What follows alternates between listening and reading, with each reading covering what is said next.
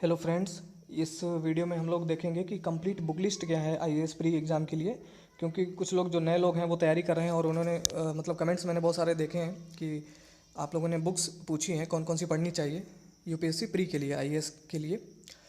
तो बुक्स तो लगभग सभी को पता है, लेकिन अगर नहीं पता है तो आप यहाँ से एक बार रीचेक कर सकते हैं। आप देख सकते हैं, ये लिस्ट है, मैं दे रहा हूँ आपको। तो इसमें मैंने history, geography, polity, economy, India और environment and ecology, science and technology और उसके बाद है करंट अफेयर्स। ये सब मैंने सबकी बुक लिस्ट मैंने यहाँ पे तैयार कर जो मैंने खुद के लिए नोट की थी वो आपको दिखा दे रहे हैं।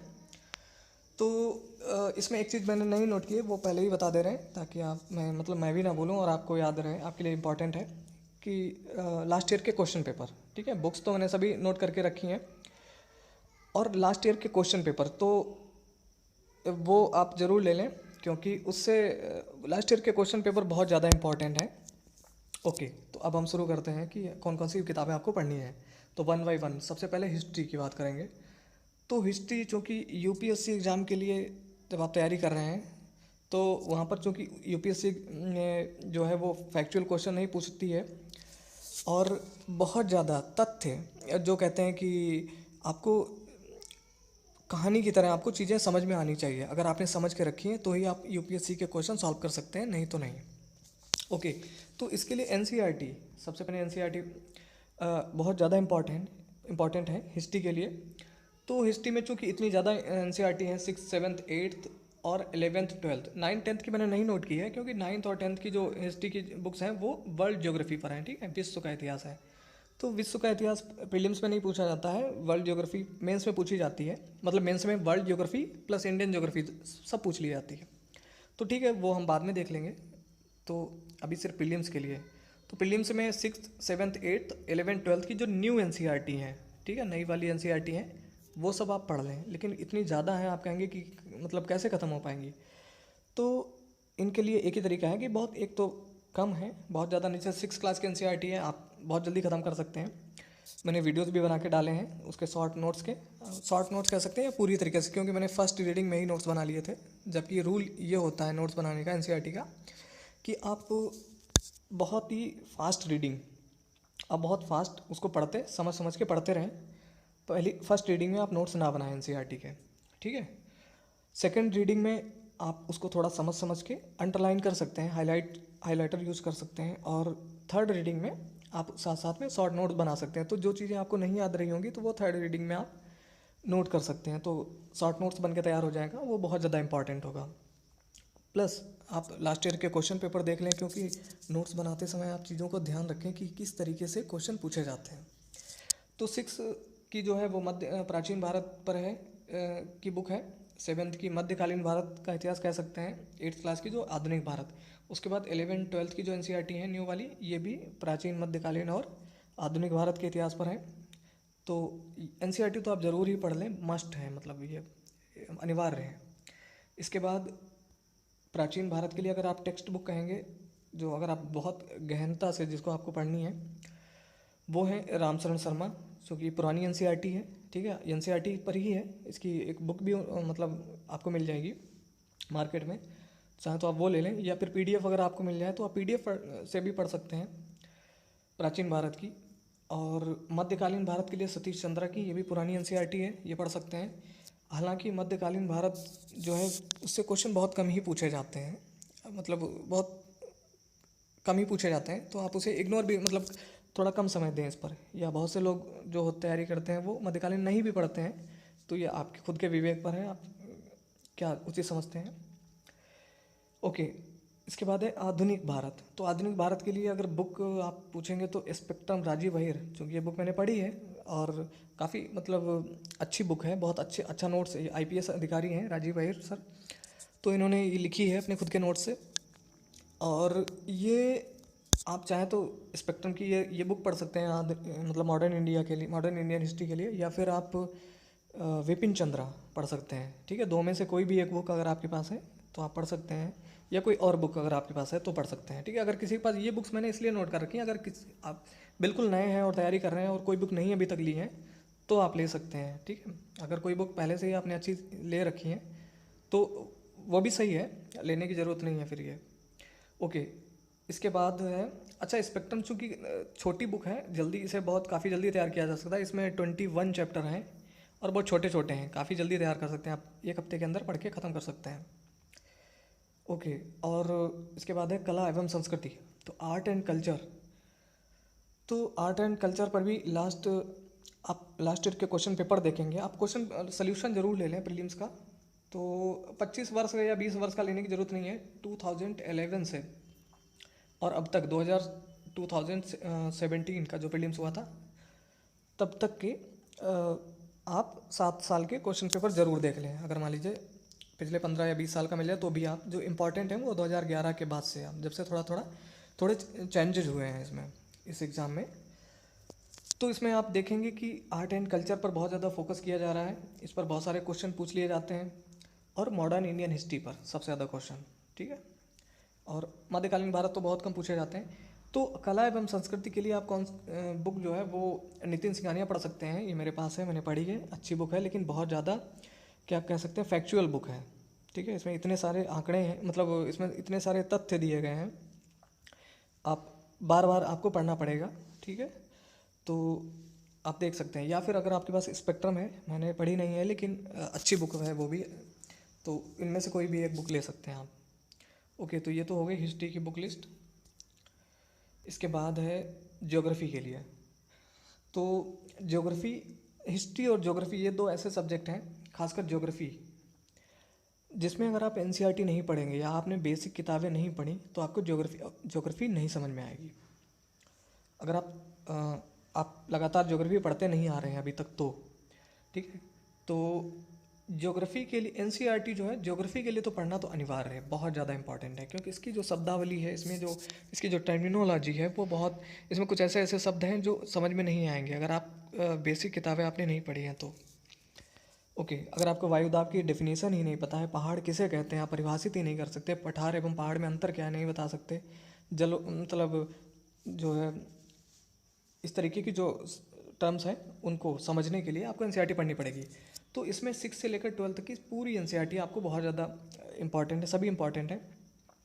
यूपीएससी के जो प्रीलिम्स का पेपर बनता है, अगर आपने सिर्फ एनसीईआरटी पढ़ी है और ये नीचे जो बुक लिस्ट मैंने दी है इनमें से कुछ भी नहीं पढ़ा है, मैप तो देखा ही है, लेकिन अगर और बुक्स नहीं पढ़ी हैं तो आप सिर्फ एनसीईआरटी पढ़ के पूरा क्वेश्चन पेपर यूपीएससी प्रीलिम्स का, आईएएस प्रीलिम्स का सॉल्व कर सकते हैं। इस तरीके के क्वेश्चन बनाए जाते हैं, पूरी तरीके से एनसीईआरटी पर बेस्ड होते हैं। तो आप एनसीईआरटी तो ज़रूर ही पढ़ लें। और 6, 7, 8 की तो बहुत आसान है, ये वर्ल्ड ज्योग्राफी पर है, उसके बाद आगे इंडियन ज्योग्राफी पर बेस्ड है। और जो 11th की, मैंने बहुत बार बताया है कि अब 11th की जो भारत का भौतिक पर्यावरण है, ये वाली एनसीईआरटी 11th की जो है, 11th क्लास की, ये बहुत ज़्यादा इंपॉर्टेंट है, ठीक है। तो आप इसको तो बहुत डिटेल में बार बार पढ़ डालें। ओके, इसके मैंने वीडियोज़ भी बना के डाले हैं, आप देख सकते हैं प्लेलिस्ट में जाकर एनसीईआरटी के। ओके, तो ये तो बात हो गई एनसीईआरटी की। इसके बाद है, अब अगर आपने एनसीईआरटी बहुत अच्छी तरीके से पढ़ी है तो आपको कुछ भी पढ़ने की ज़रूरत नहीं है प्रीलिम्स के लिए। ओके, अगर आप फिर भी पढ़ना चाहते हैं तो भारत एवं विश्व भूगोल, महेश कुमार वर्णवाल की बुक आती है, सॉरी भारत एवं विश्व भूगोल नहीं, मतलब इसमें भारत एवं विश्व भूगोल दोनों ही पोर्शन दिए होते हैं, लेकिन इस बुक का नाम है भूगोल एक समग्र अध्ययन, ठीक है। इसके राइटर हैं महेश कुमार वर्णवाल। ओके, तो भूगोल एक समग्र अध्ययन आप ये पढ़ सकते हैं, मतलब ये मैंने पढ़ी है, इस वजह मुझे मतलब समझ में आई है, तो इस वजह से बता रहे हैं। वैसे और भी बुक्स अच्छी हैं, माजिद हुसैन की भी अच्छी है, खुल्लर भी अच्छी है, बहुत ज़्यादा भारी भरकम है, तो इतना ज़्यादा पढ़ने की ज़रूरत नहीं है प्रीलिम्स के लिए, क्योंकि एनसीईआरटी तो आपने अगर देखी ही होगी साथ में।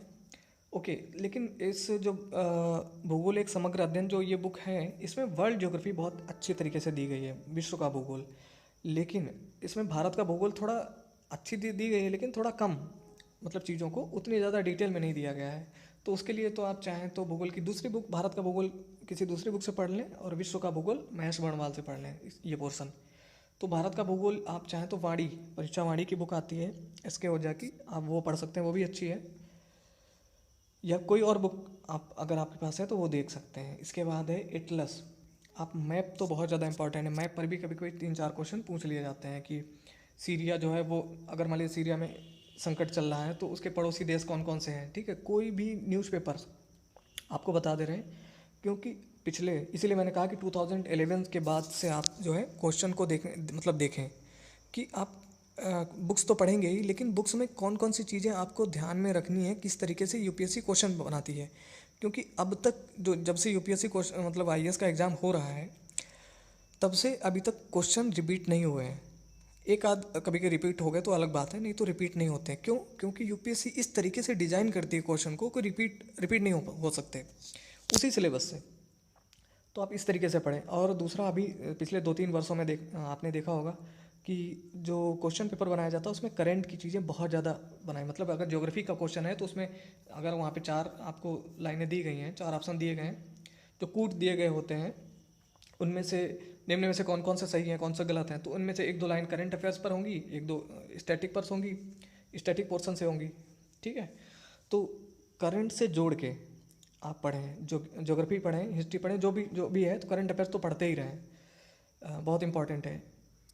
ओके, तो एटलस आप चाहें तो ऑक्सफोर्ड स्टूडेंट एटलस ले लें। ठीक है, ऑक्सफोर्ड के स्टूडेंट और स्कूल अलग अलग 2 आते हैं, तो आप स्टूडेंट एटलस ले लें, या फिर ओरिएंट ब्लैक स्वान का ले लें, या फिर दोनों ही ले सकते हैं, अलग अलग चीज़ें मिल जाएंगी अच्छी तरीके से, तो कवर हो जाएगी ज्योग्राफी में।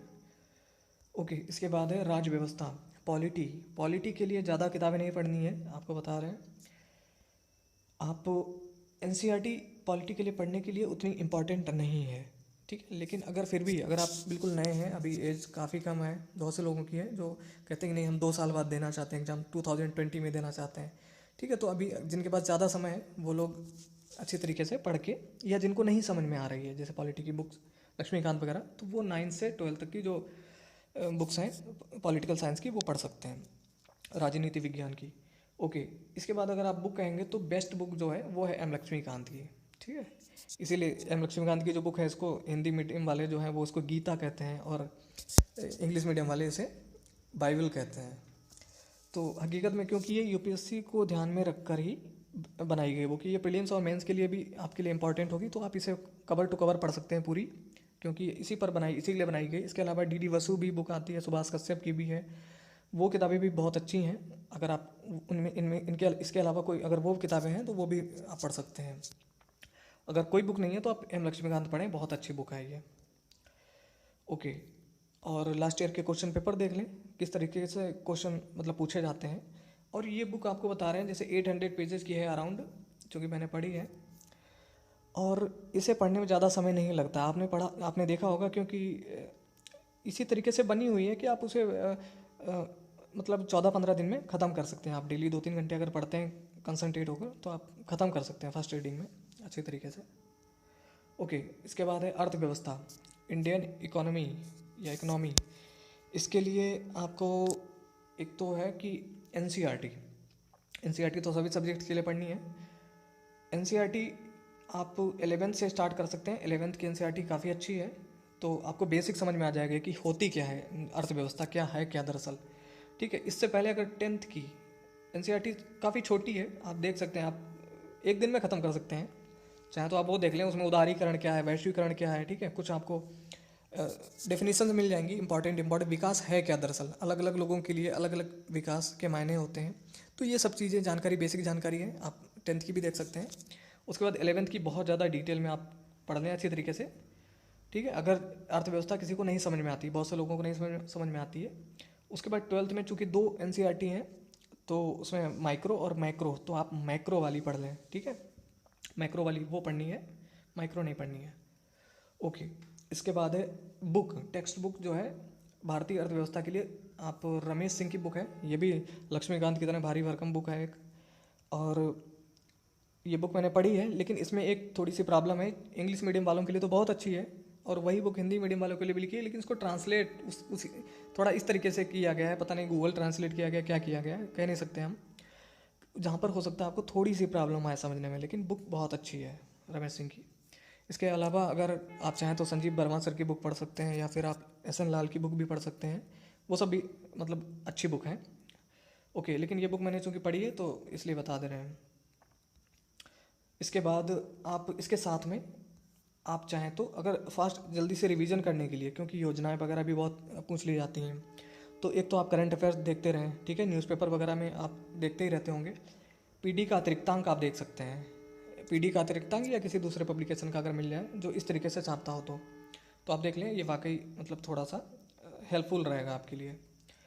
और आर्थिक समीक्षा, इकोनॉमिक सर्वे बहुत ज़्यादा इंपॉर्टेंट है। तो इकोनॉमिक सर्वे आप पूरा नहीं पढ़ना है, जितना गवर्नमेंट ने छाप के रखा है पूरा अगर पढ़ेंगे तो बहुत समय लग जाएगा। इसका शॉर्ट नोट्स मार्केट में अगर आप मिल जाए तो आप वो पढ़ सकते हैं, या फिर जो मैगजीन में आप पढ़ते होंगे मंथली, उसमें से ही जो इकोनॉमिक सर्वे में क्या क्या इंपॉर्टेंट चीज़ें हैं वो देख सकते हैं, या मृणाल की वेबसाइट पे जाके आप देख सकते हैं।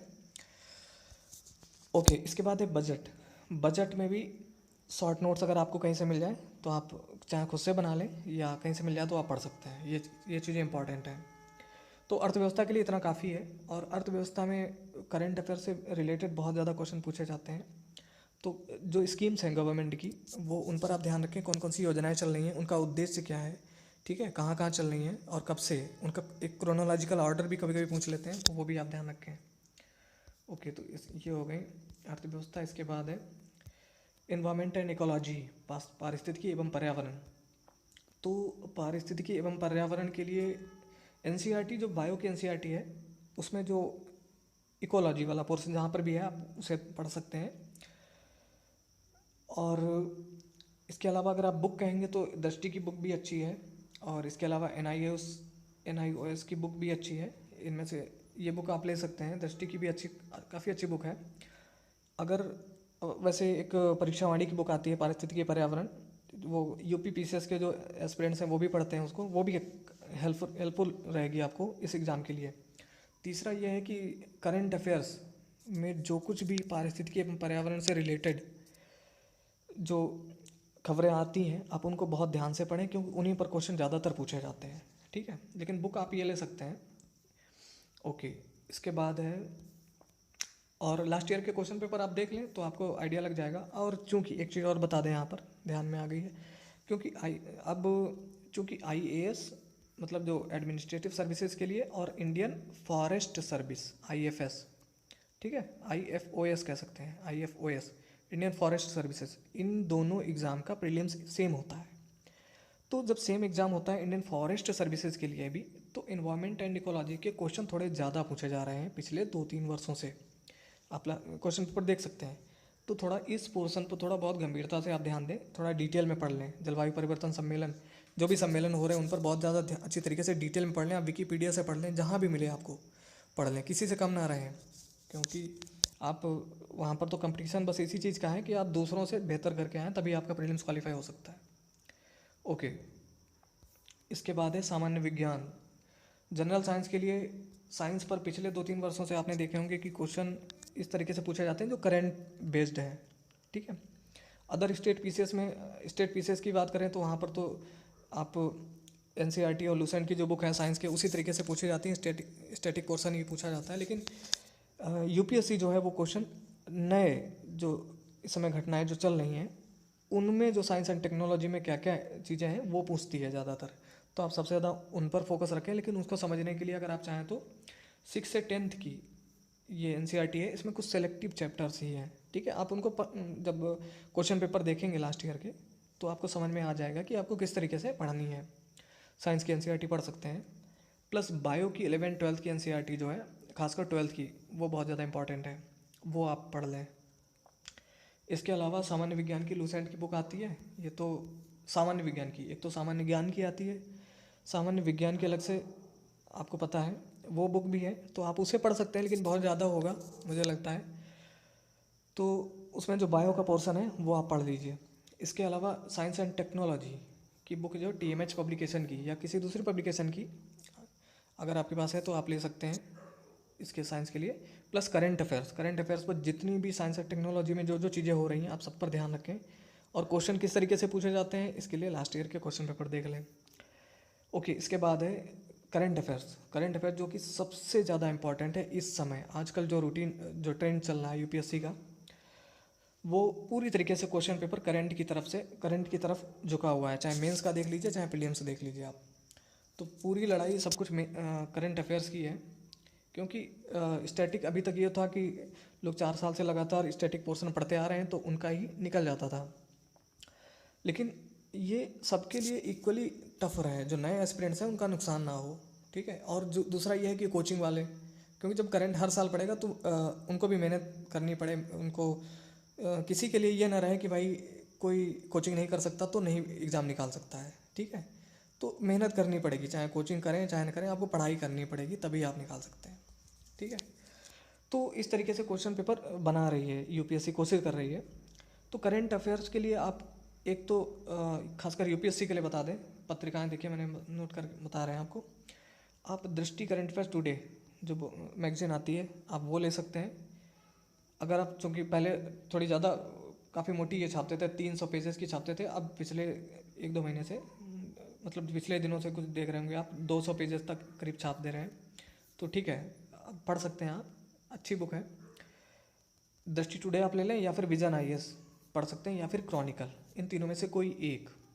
और चाहे तो आप कोई भी 2 ले सकते हैं, या क्रॉनिकल या दृष्टि टुडे, और प्लस साथ में इसका वो आप पीडीएफ डाउनलोड कर सकते हैं विजन आईएएस का, अगर कहीं से मिल जाता है, इसकी वेबसाइट पर भी मिल जाता है पिछले महीने का, तो वो आप देख सकते हैं। इसके अलावा न्यूज़पेपर बहुत ज़्यादा इम्पॉर्टेंट है, ठीक है, प्रीलिम्स और मेंस दोनों के लिए।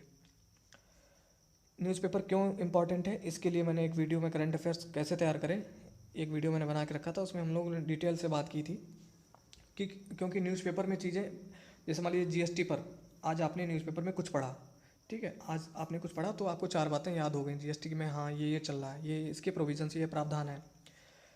आपने 1 हफ्ते बाद या 4 दिन बाद फिर जीएसटी की कोई नई न्यूज़ निकली, फिर आपने कोई और चीज़ें पता चल गई, ठीक है। तो आप डेली ही हर दूसरे तीसरे दिन कुछ न कुछ पढ़ते रहेंगे न्यूज़पेपर में, तो इतनी बार हमारे सामने आती हैं चीज़ें, और ऐसे ही चीज़ें तैयार हो जाती हैं।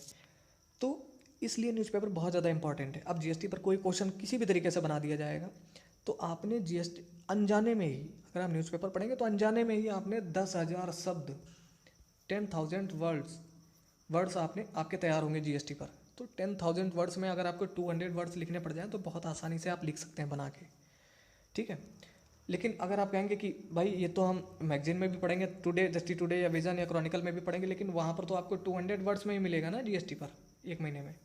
तो इस 200 में आपको कितने शब्द याद रहेंगे, मतलब कितनी बातें आप याद कर रख सकते हैं, और रिवीजन भी आप इतनी रेगुलरली नहीं कर पाएंगे, आदत ही नहीं होती। इसलिए न्यूज़पेपर बहुत ज़्यादा इंपॉर्टेंट है मेरे हिसाब से, ओके।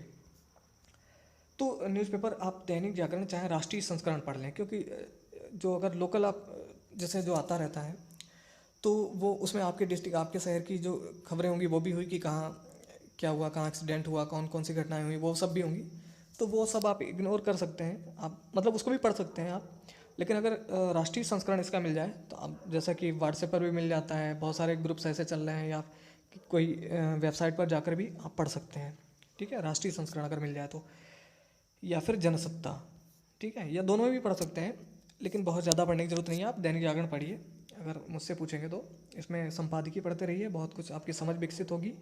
और क्योंकि दरअसल हमारा उद्देश्य सिर्फ प्री निकालना नहीं है, प्री के तो मार्क्स भी नहीं जुड़ते हैं, प्री तो सिर्फ क्वालिफाइंग है, किसी भी तरीके से प्री निकले, बस इतने के लिए है बस। तो सारी लड़ाई जो है मेंस की है आगे चल के, तो आप अभी से तैयारी होती रहे अच्छे तरीके से, इसलिए न्यूज़पेपर कभी ना छोड़ें, मेरा ऐसा मानना है, ओके। अन्य पत्रिकाएं अगर आप पूछेंगे तो आप योजना और कुरुक्षेत्र ये आप ले सकते हैं मंथली। तो योजना और कुरुक्षेत्र में भी, ये चूँकि गवर्नमेंट की पत्रिकाएं हैं सरकारी, ये आप ले सकते हैं। और इनमें सारी चीज़ें नहीं पढ़नी है जो एग्ज़ाम के लिए आपको लगता है। देखिए, आप क्वेश्चन पेपर देखेंगे बार बार, अगर आप 2-4 बार अपने क्वेश्चन पेपर देखेंगे तो आपको ये ज़रूर एहसास हो जाता है चीज़ों को पढ़ते समय कि कौन कौन सी चीज़ हमारे लिए इंपॉर्टेंट है, कौन कौन सी नहीं। जैसे कि न्यूज़पेपर पढ़ते समय आप न्यूज़पेपर पढ़ेंगे तो आप ये समझ जाएंगे कि ये चीज़ हमारे लिए इंपॉर्टेंट है, ये चीज़ नहीं, ठीक है। तो योजना कुरुक्षेत्र भी ले सकते हैं। वैसे तो जो मैगजीन है जैसे दृष्टि है, इसमें भी आपको मिल जाते हैं योजना कुरुक्षेत्र के लेख, तो चाहे तो आप ले सकते हैं। वैसे इतनी इंपॉर्टेंट ज़रूरी नहीं है। जो लोग मतलब तैयार, जैसे जॉब कर रहे हैं या जिनके पास समय कम है, उन लोगों को लेने की ज़रूरत नहीं है ये, ओके। तो दोस्तों ये बुक लिस्ट थी। अगर आपको कुछ और पूछना है तो आप पूछ सकते हैं। ये सिर्फ प्रीलिम्स के लिए बुक लिस्ट है। और तो ये चूँकि जो मेरी नॉलेज में जितनी बुक्स हैं या जो मैंने पढ़ी हैं, मैंने वो आपको बता रखी हैं। अगर हो सकता है कि आपके पास इससे बेहतर और बुक्स हों तो आप उन्हें भी देख सकते हैं। और अगर आपका कोई क्वेश्चन है तो आप कमेंट करें, मैं आपको रिप्लाई करूँगा। और ये वीडियो देखने के लिए बहुत बहुत धन्यवाद। आपका दिन शुभ हो।